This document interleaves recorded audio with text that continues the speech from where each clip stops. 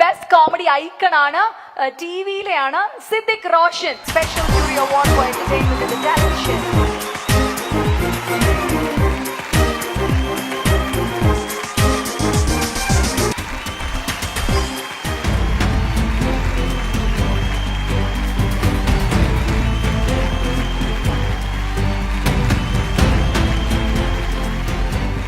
എന്താ പറയുക, ഒരുപാട് സന്തോഷം. കാരണം നമ്മൾ സോഷ്യൽ മീഡിയയിലൊക്കെ ഒരുപാട് കോണ്ടന്റ്സ് ഇടുമ്പോൾ അതിന് ഇങ്ങനെ ഒരു അംഗീകാരം കിട്ടുക എന്ന് പറയുന്നത് വലിയൊരു കാര്യം. ഒരുപാട് സന്തോഷം.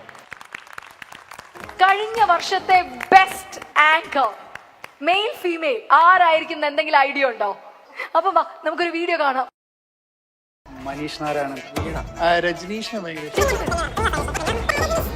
രജനീഷ് ചേട്ടനാണോ? ആരാണ് ദി ബെസ്റ്റ് ആങ്കർ ആയിട്ട് സെലക്ട് ചെയ്യാൻ പോകുന്നത് അറിയാൻ നമ്മൾ എല്ലാവരും ഭയങ്കര എക്സൈറ്റഡ് ആണല്ലേ. അപ്പൊ അത് ആരാണെന്നുള്ളത് നമുക്കൊന്ന് പതുക്കെ പൊതുജനങ്ങളോടൊക്കെ ഒന്ന് ചോദിച്ചു നോക്കിയാലോ.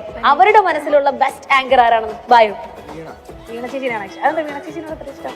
കുഴപ്പമില്ല, കണ്ടിരിക്കാം. പിന്നെ കുറച്ച് ക്രിഞ്ചാണ്, പക്ഷെ അടിപൊളിയാണ്. എനിക്ക് മസ്താനിനെ ഇഷ്ടം. പക്ഷെ അതല്ല ഏറ്റവും ഇഷ്ടമുള്ള ആങ്കർ എന്നെ ഓർമ്മ ചോദിച്ചപ്പോ തന്നെ പറഞ്ഞല്ലോ അത്രയ്ക്ക് ഇഷ്ടം. ഇടയ്ക്ക് കാണാറുണ്ട്. എന്താണ് ഭംഗിയെ ഇഷ്ടപ്പെടാൻ?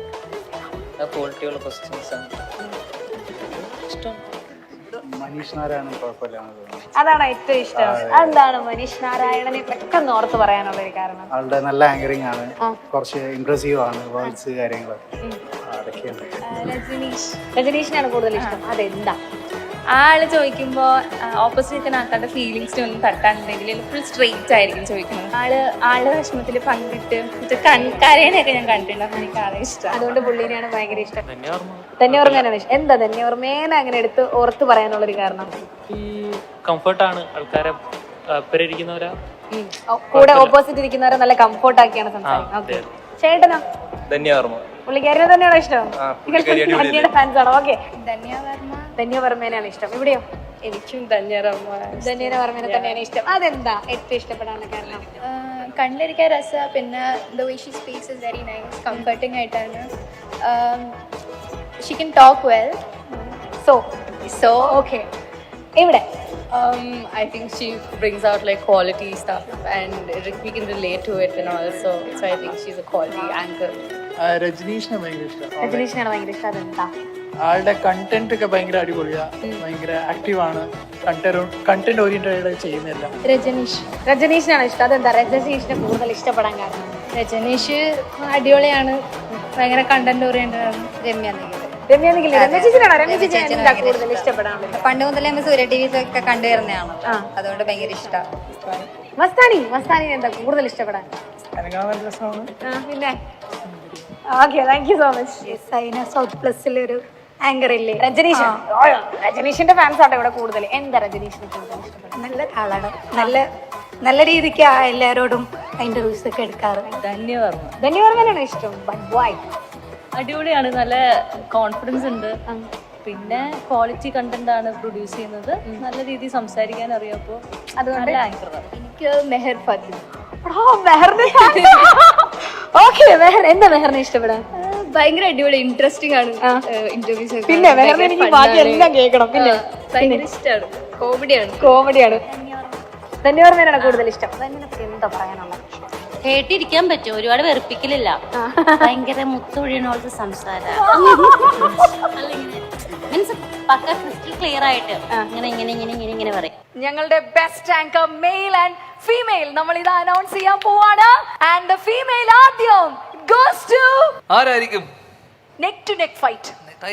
Best celebrity interviewer female Dhanya Varma. Dhanya ചേച്ചി കണ്ടന്റഡ് ആയിട്ടുള്ള ഇന്റർവ്യൂസ് നമുക്ക് ഇപ്പോഴും നൽകിക്കൊണ്ടിരിക്കുന്ന ധന്യ വർമ്മ. ധന്യ ചേച്ചിയാണ് ഞങ്ങളുടെ very bold beautiful Dhanya Varma.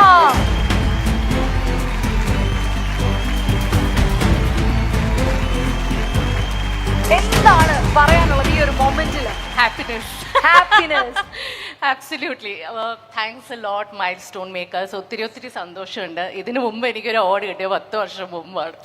So it's A long gap. And ശരിക്കും ഞാൻ സ്റ്റാർട്ട് ചെയ്യുന്നത് 2020 കോവിഡ് സമയത്ത് കൊറോണ വൈറസിൻ്റെ ഒരു അവയർനെസ് വീഡിയോ ഇട്ടിട്ടാണ് ഞാൻ ചാനൽ തുടങ്ങിയത്. എൻ്റെ നൈറ്റിയിൽ വീട്ടിലിടുന്ന വേഷത്തിലെടുത്ത് സ്റ്റാർട്ട് ചെയ്ത ചാനലാണ്. അത് ഇന്ന് ഇവിടെ വരെ എത്തിയതിൽ ഒത്തിരി സന്തോഷമുണ്ട്. പിന്നെ ധ്യാനേ എന്നാ വരുന്നേ? ഈ മനുഷ്യൻ ഇങ്ങനെ വഴുതി പോവാ. ഞാൻ എത്ര നാളെ പുറകെ നടക്കുന്നറിയോ? അല്ല മീര, അതിന് കൃത്യമായ കാരണമുണ്ട്. ഓക്കെ, എന്താണത്? എന്താ പ്രധാന കാരണം എന്ന് വെച്ച് കഴിഞ്ഞാൽ ചേച്ചിയുടെ ഇന്റർവ്യൂ നമുക്കൊക്കെ പ്രിയപ്പെട്ടതാണ്. ചേച്ചിയുടെ ഇന്റർവ്യൂ ആണ്. അപ്പൊ ചേച്ചിയുടെ ഇന്റർവ്യൂ ഒരു ഫോർമാറ്റ് അറിയായിരിക്കുമല്ലോ. Yes. ചേച്ചി വളരെ സീരിയസ് ആണ്. ഒന്ന് ഫസ്റ്റ് ഒന്നും സീരിയസ് അല്ല. സീരിയസ് ആയിരുന്നു, ഇടക്കൊക്കെ ആവുന്നു.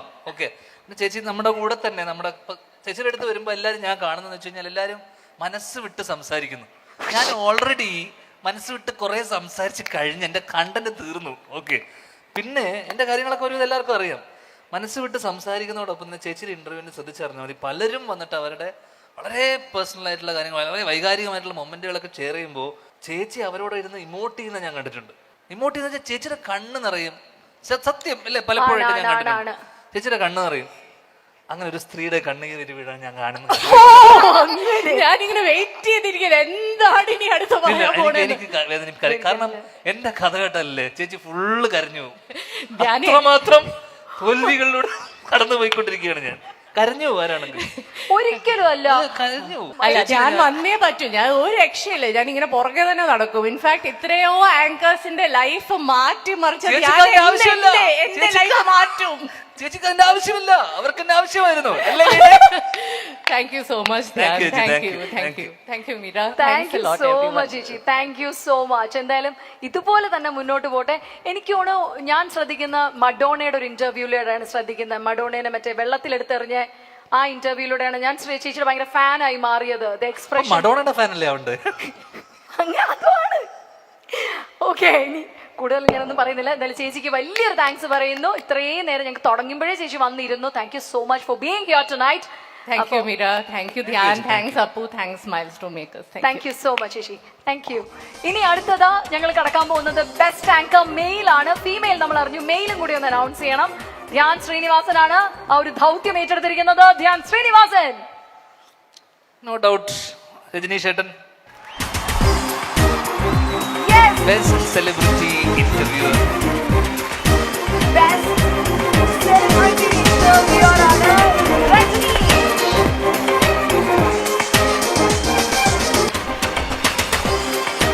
മൂവി വേൾഡ് മീഡിയ റെപ്രസെന്റ് ചെയ്തുകൊണ്ട് എത്താണ്. ഒരുപാട് ഇന്റർവ്യൂസ് നമുക്കറിയാം, നമ്മൾ കണ്ടിട്ടുണ്ട്. കാരണം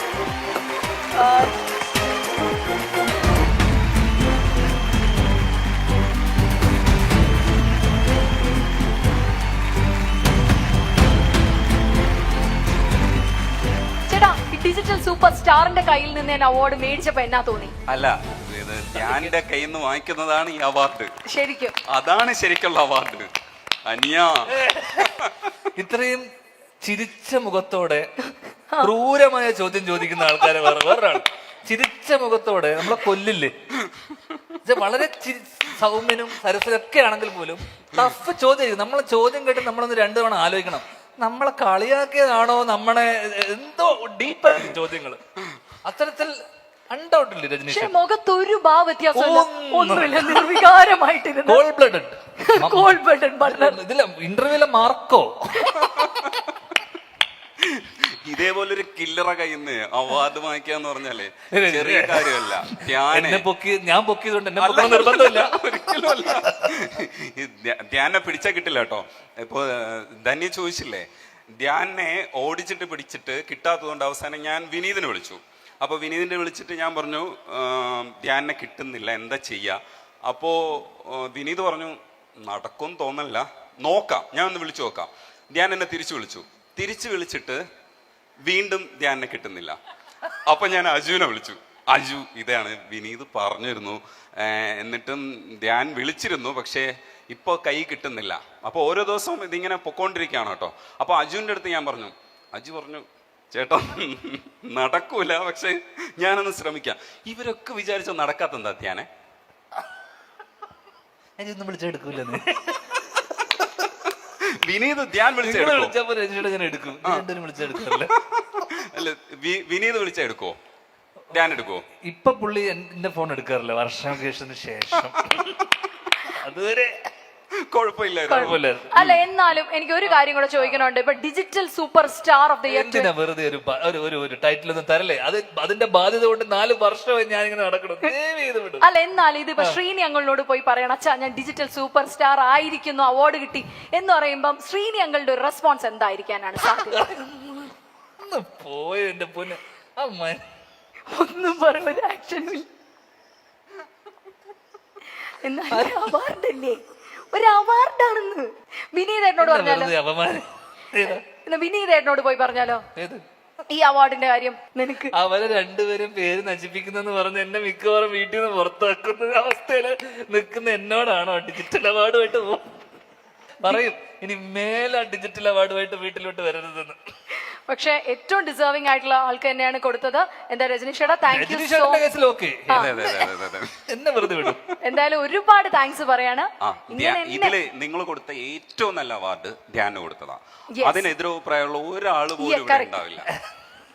ഉണ്ടോ? ചോദിക്കണം. അതില്ല. ചോദിക്കണം, ആർക്കെങ്കിലും എതിരഭിപ്രായം ഉണ്ടോ? ഇല്ല. Okay, thank you so much രജനീഷേട്ടാ, താങ്ക് യു സോ മച്ച്. ഇനി മോസ്റ്റ് പോപ്പുലർ ആങ്കറെയാണ് നമ്മൾ വിളിക്കാൻ പോകുന്നത്. ഇദ്ദേഹം ഈ പറഞ്ഞ പോലെ ഒരുപാട് മൂവി പ്രൊമോഷൻ റിലേറ്റഡ് ആയിട്ടുള്ള ധ്യാനിന്റെ ഒരുപാട് ഇന്റർവ്യൂസ് എടുത്ത ഒരാൾ കൂടിയാണ്. മോസ്റ്റ് പോപ്പുലർ ആങ്കർ ആണ്, മെയിലാണ്. Shambhu popular anchor male. Popular anchor മെയിലാണ് RJ ശംഭു.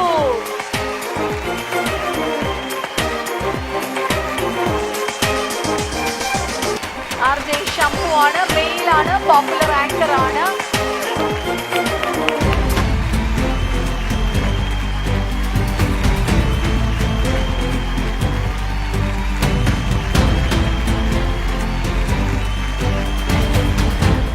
ശംഭു, ധ്യാന്റെ കയ്യിൽ അല്ലെങ്കിൽ ധ്യാൻ എന്ന് കേൾക്കുമ്പോൾ ആദ്യം മനസ്സിൽ വരുന്ന കാര്യം?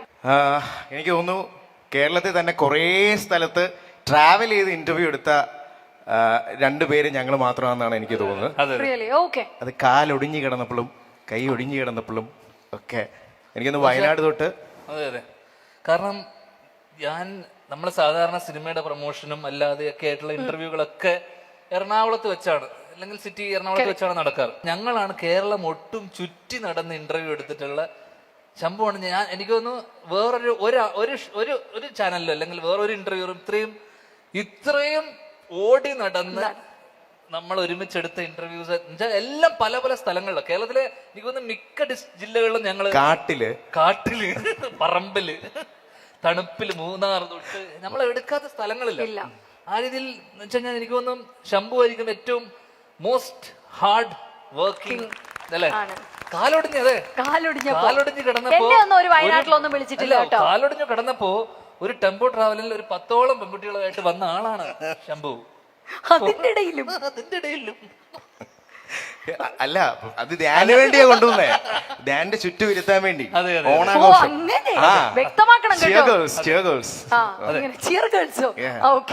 അപ്പൊ എന്തായാലും ഡിസേർവിംഗ് ആയിട്ടുള്ള ശംഭു ഹാപ്പി അല്ലേ കാര്യങ്ങൾ? ഭയങ്കര ഹാപ്പിയാണ്. എനിക്കൊന്നു 2015 തൊട്ട് ധ്യാന ഇന്റർവ്യൂ എടുക്കുന്ന ഒരു വ്യക്തിയാണ് ഞാൻ. 10 years അടി കപ്പിയാരെ കൂട്ടമണിയാണ് നമ്മുടെ ഫസ്റ്റ് ഇന്റർവ്യൂ. അതും FM-ല് വെച്ച്. 10 വർഷം. Still young. ഇങ്ങനെ ഒരു അവാർഡ് ഫംഗ്ഷൻ ഇല്ലായിരുന്നു നമുക്ക് സത്യം ഇതെല്ലാം പോലെ നിർത്തണം കേട്ടോ.